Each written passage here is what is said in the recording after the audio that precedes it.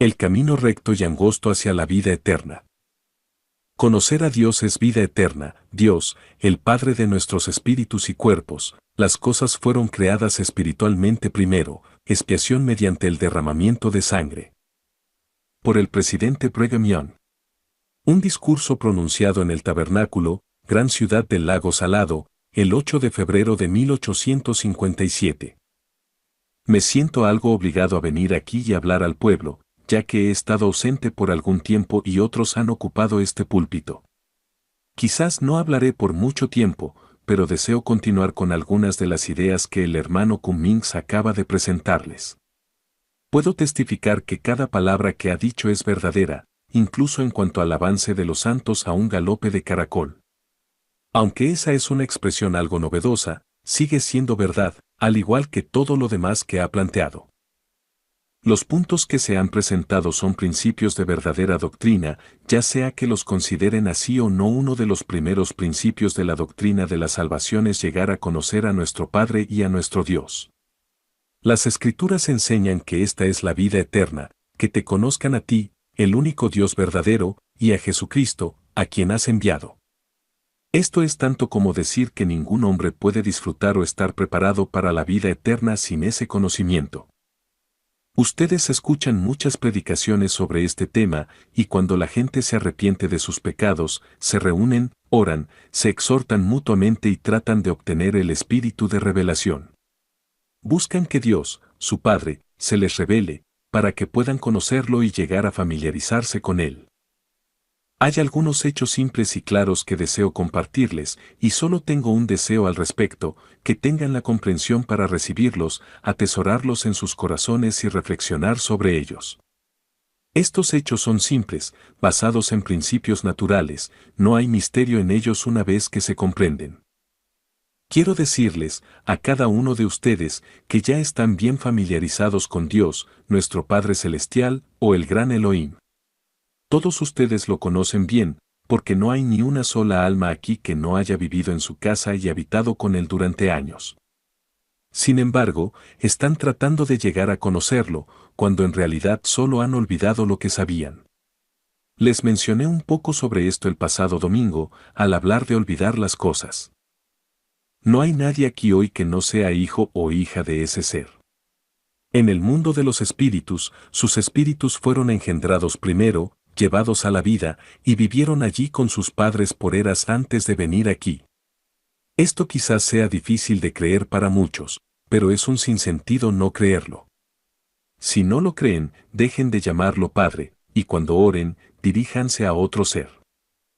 Sería inconsistente no creer lo que, creo, ya saben, y luego volver a casa y pedir al Padre que haga esto o aquello por ustedes. Las Escrituras, en las que creemos, nos han enseñado desde el principio a llamarlo nuestro Padre. Hemos sido instruidos a orar a Él como nuestro Padre, en el nombre de nuestro hermano mayor, a quien llamamos Jesucristo, el Salvador del mundo. Y ese Salvador, mientras estuvo aquí en la tierra, fue tan explícito en este punto que enseñó a sus discípulos a no llamar a ningún hombre en la tierra Padre, porque tenemos uno que está en los cielos. Él es el Salvador, porque es su derecho redimir al resto de la familia relacionada con la carne en esta tierra. Si alguno de ustedes no cree esto, díganos cómo y qué debemos creer. Si no estoy diciendo la verdad, por favor, díganme la verdad sobre este tema y háganme saber más de lo que ya sé. Si les resulta difícil creerlo, pero desean ser santos de los últimos días, admitan el hecho tal como lo he expuesto y no se opongan a él. Traten de creerlo, porque nunca llegarán a conocer a nuestro Padre, nunca disfrutarán de las bendiciones de su Espíritu, nunca estarán preparados para entrar en su presencia hasta que lo crean con mayor firmeza.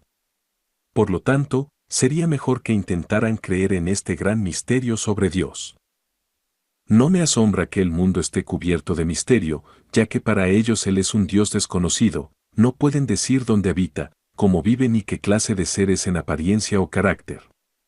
Quieren familiarizarse con su carácter y atributos, pero no saben nada de ellos. Esto es consecuencia de la apostasía que ahora existe en el mundo. Han abandonado el conocimiento de Dios, han transgredido sus leyes, cambiado sus ordenanzas y quebrantado el convenio eterno, de modo que toda la tierra está contaminada bajo sus habitantes. Por lo tanto, no es un misterio para nosotros que el mundo no conozca a Dios. Sin embargo, sería un misterio para mí, con lo que ahora sé, decir que no podemos saber nada de Él. Somos sus hijos. Para acercar la verdad de este asunto ante ustedes, daré como ejemplo a sus antepasados, quienes hicieron el primer asentamiento permanente en Nueva Inglaterra. Hay muchos en esta congregación cuyos ancestros desembarcaron en Plymouth Rock en el año 1620. Esos antepasados comenzaron a expandirse, tuvieron hijos, esos hijos tuvieron hijos, y sus hijos tuvieron hijos, y aquí estamos nosotros, sus descendientes. Yo soy uno de ellos, y muchos en esta congregación pertenecen a ese grupo. Ahora, pregúntense esta simple pregunta, basada en principios naturales: ¿ha cambiado la especie? ¿Acaso las personas que desembarcaron en Plymouth Rock no eran de la misma especie que nosotros? ¿No estaban organizados como nosotros? ¿No eran sus rostros similares a los nuestros? ¿No conversaban, tenían conocimientos y leían libros? ¿No había entre ellos mecánicos y no entendían la agricultura, etcétera, como nosotros? Sí, todos admiten esto. Ahora sigamos con nuestros antepasados más atrás y tomemos a aquellos que llegaron por primera vez a la isla de Gran Bretaña. ¿Eran de la misma especie que aquellos que vinieron a América? Sí, todos lo reconocen, esto se basa en principios naturales. Así pueden continuar y rastrear la familia humana hasta Adán y Eva, y preguntar, ¿somos de la misma especie que Adán y Eva?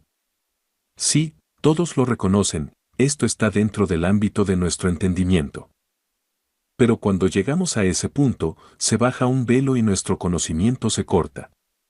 Si no fuera así, podrían rastrear su historia hasta el Padre de nuestros espíritus en el mundo eterno. Él es un ser de la misma especie que nosotros, vive como nosotros, excepto por la diferencia de que somos terrenales y Él es celestial. Él ha sido terrenal y es precisamente de la misma especie de ser que nosotros. Si Adán es la persona que deberíamos considerar nuestro Padre Celestial o no, es un misterio para muchos. No me importa ni por un momento como sea, no importa si debemos considerarlo nuestro Dios, o si es su padre o su abuelo, porque en cualquier caso somos de una sola especie, de una sola familia, y Jesucristo también es de nuestra especie.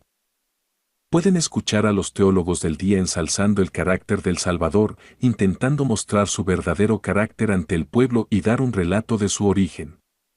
Y, si no fuera ridículo, les diría lo que he pensado sobre sus puntos de vista. El hermano Kimball quiere que lo diga, por lo tanto, me excusarán si lo hago. He pensado frecuentemente en las mulas, que ustedes saben son mitad caballo y mitad burro, cuando reflexiono sobre las representaciones hechas por esos teólogos. He escuchado a sacerdotes sectarios intentar describir el carácter del Hijo de Dios, y lo presentan como mitad de una especie y mitad de otra, y no he podido evitar pensar de inmediato en la mula, que creo es la criatura más odiosa que jamás se haya creado.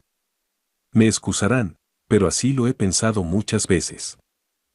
Ahora, en cuanto a los hechos del caso, toda la diferencia entre Jesucristo y cualquier otro hombre que haya vivido en la tierra, desde los días de Adán hasta ahora, es simplemente esta: el Padre, después de haber estado una vez en la carne y haber vivido como vivimos nosotros, obtuvo su exaltación, alcanzó tronos, ganó la supremacía sobre principados y poderes, y tuvo el conocimiento y el poder para crear, para dar forma y organizar los elementos basándose en principios naturales. Esto lo hizo después de su ascensión, o su gloria, o su eternidad, y fue clasificado realmente entre los dioses, entre los seres que crean, entre aquellos que han guardado la ley celestial mientras estaban en la carne y nuevamente obtuvieron sus cuerpos. Entonces estuvo preparado para comenzar la obra de la creación, tal como enseñan las Escrituras. Todo está aquí en la Biblia, no les estoy diciendo ni una sola palabra que no esté contenida en ese libro. Las cosas fueron creadas primero espiritualmente, el Padre realmente engendró los espíritus, y estos fueron traídos a la vida y vivieron con Él. Luego, comenzó la obra de crear tabernáculos terrenales, precisamente como él mismo había sido creado en la carne, participando de la materia grosera que fue organizada para formar esta tierra, hasta que su cuerpo estuvo constituido por ella. Como resultado, los tabernáculos de sus hijos fueron organizados a partir de los materiales terrenales de este mundo. Cuando llegó el momento de que su primogénito, el Salvador, viniera al mundo y tomara un cuerpo, el Padre mismo intervino y otorgó a ese espíritu un tabernáculo, en lugar de permitir que otro hombre lo hiciera. El Salvador fue engendrado por el Padre de su espíritu, el mismo ser que es el Padre de nuestros espíritus, y esa es toda la diferencia orgánica entre Jesucristo y tú o yo. La diferencia entre nuestro Padre y nosotros es que Él ha alcanzado su exaltación y ha obtenido vidas eternas. El principio de las vidas eternas es una existencia eterna, una duración eterna, una exaltación eterna. Sin fin son sus reinos, sin fin sus tronos y dominios, y sin fin es su posteridad, nunca dejarán de multiplicarse, desde ahora y para siempre. Para aquellos de ustedes que estén preparados para entrar en la presencia del Padre y del Hijo, lo que ahora les digo eventualmente no será más extraño que los sentimientos de una persona que regresa a la casa de su padre, hermanos y hermanas, y disfruta de la compañía de sus viejos amigos, después de una ausencia de varios años en alguna isla lejana. Al regresar, sería feliz de ver a su padre, sus parientes y amigos. Así también, si guardamos la ley celestial, cuando nuestros espíritus vayan a Dios, quien los dio, descubriremos que estamos familiarizados con ese lugar y que reconocemos claramente que ya conocemos todo sobre ese mundo. Díganme que no saben nada acerca de Dios. Yo les diré algo, les vendría mejor poner sus manos sobre sus bocas, arrodillarse en el polvo y clamar, impuro, impuro. Reciban o no estas cosas, yo se las digo con sencillez. Se las presento como un niño, porque son perfectamente simples. Si ven y entienden estas cosas, será por el Espíritu de Dios, las recibirán por ningún otro espíritu. No importa si se las comunican como los truenos del Todopoderoso o mediante una simple conversación, si disfrutan del Espíritu del Señor, Él les hará saber si son correctas o no. Estoy familiarizado con mi Padre. Estoy tan seguro de que entiendo en parte, veo en parte, conozco y estoy familiarizado con Él en parte, como lo estoy de haber conocido a mi Padre terrenal, quien murió en Quincy, Illinois, después de que fuimos expulsados de Missouri. Mi recuerdo es más claro con respecto a mi Padre terrenal que con respecto a mi Padre celestial, pero en cuanto a saber de qué especie es, cómo está organizado y respecto a su existencia, lo entiendo en parte tan bien como entiendo la organización y existencia de mi Padre terrenal. Esa es mi opinión al respecto, y mi opinión es tan válida para mí como la suya lo es para usted, y si usted tiene la misma opinión, estará tan satisfecho como yo. Conozco a mi Padre celestial y a Jesucristo, a quien Él ha enviado, y esta es la vida eterna. Y si hacemos lo que se nos ha dicho esta mañana, si entran en el espíritu de su llamamiento, en el principio de asegurarse vidas eternas, existencia eterna, exaltación eterna, les irá bien. Pero si, después de haber sido puestos en un carruaje y colocados en el camino, después de tener todo preparado para el viaje que la infinita sabiduría ha diseñado, este pueblo se desvía hacia el pantano, se adentra en los bosques entre zarzas y espinos y se pierde hasta que la noche los alcanza, digo, qué vergüenza para tal pueblo. Me da vergüenza hablar de una reforma, porque si han entrado en el espíritu de su religión, sabrán si estas cosas son ciertas o no. Si tienen el espíritu de su religión y tienen confianza en ustedes mismos, sigan adelante y continúen firmes, asegurándose la vida que tienen por delante, y nunca permitan que se diga, desde este momento en adelante, que se han despertado de su sueño, porque siempre están despiertos. Hablamos de la reforma, pero recuerden que apenas han comenzado a caminar en el camino de la vida y la salvación. Apenas han iniciado la carrera para obtener la vida eterna, que es lo que desean, por lo tanto, no tienen tiempo que perder fuera de ese camino. Es recto y angosto, simple y fácil, y es un camino poderoso, si permanecen en él. Pero si se desvían hacia los pantanos, o entre zarzas, y se adentran en la oscuridad, les será difícil regresar. El hermano Cummings les dijo la verdad esta mañana respecto a los pecados del pueblo. Yo también diré que llegará el momento, y está cercano, en el que aquellos que profesan nuestra fe, si son culpables de lo que algunos de este pueblo son culpables, encontrarán el hacha puesta en la raíz del árbol, y serán cortados. Lo que ha sido, debe ser nuevamente, porque el Señor viene a restaurar todas las cosas. En Israel, bajo la ley de Dios, la ley celestial o la que pertenece a la ley celestial, pues es una de las leyes de ese reino donde mora nuestro Padre, si un hombre era hallado culpable de adulterio, debía derramar su sangre, y ese momento está cercano.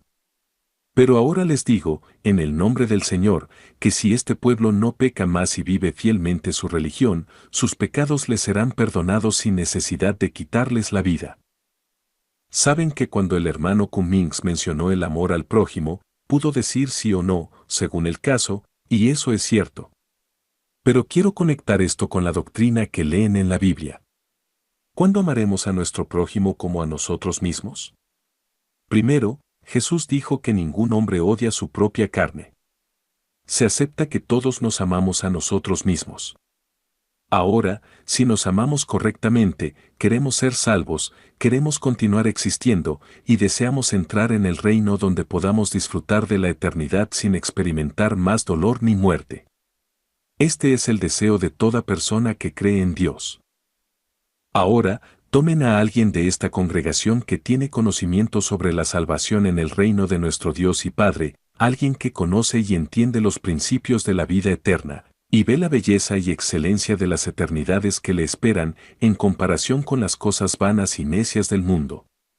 Supongamos que esa persona comete una falta grave, un pecado que sabe que lo privará de esa exaltación que desea y que no puede alcanzarla sin derramar su sangre. Esa persona también sabe que al derramar su sangre expiará por ese pecado y será salvada y exaltada con los dioses. ¿Hay algún hombre o mujer en esta casa que no diga, derramen mi sangre para que pueda ser salvado y exaltado con los dioses? Toda la humanidad se ama a sí misma, y si estos principios fueran conocidos por una persona, estaría contenta de que se derramara su sangre. Eso sería amarse a sí mismo, incluso hasta alcanzar una exaltación eterna. ¿Amarían ustedes a sus hermanos o hermanas de la misma manera, si hubieran cometido un pecado que no puede ser expiado sin el derramamiento de su sangre? ¿Los amarían lo suficiente como para derramar su sangre? Eso es lo que Jesucristo quiso decir.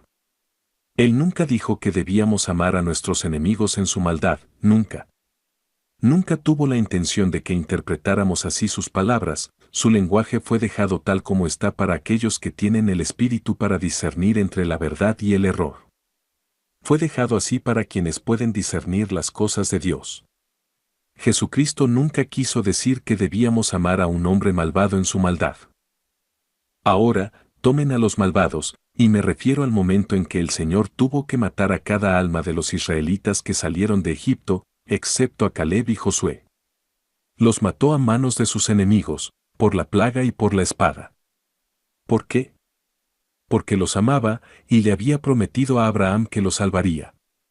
Y amaba a Abraham porque era un amigo de Dios, y se mantuvo fiel a él en la hora de la oscuridad. Por lo tanto, le prometió a Abraham que salvaría a su descendencia.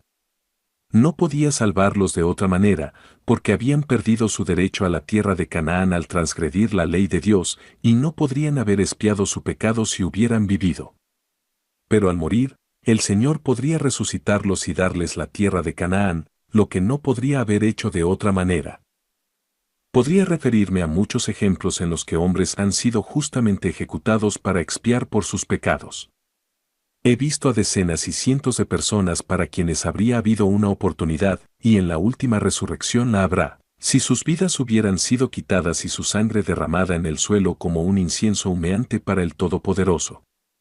Sin embargo, ahora son ángeles del diablo, hasta que nuestro hermano mayor Jesucristo los resucite y conquiste la muerte, el infierno y la tumba. He conocido a muchos hombres que han dejado esta iglesia, para quienes no hay oportunidad alguna de exaltación, pero si su sangre hubiera sido derramada, habría sido mejor para ellos. La maldad y la ignorancia de las naciones impiden que este principio esté en plena vigencia, pero llegará el tiempo en que la ley de Dios se aplicará plenamente. Esto es amar a nuestro prójimo como a nosotros mismos. Si necesita ayuda, ayúdenlo, y si desea salvación y es necesario derramar su sangre en la tierra para que pueda ser salvo, derrámenla.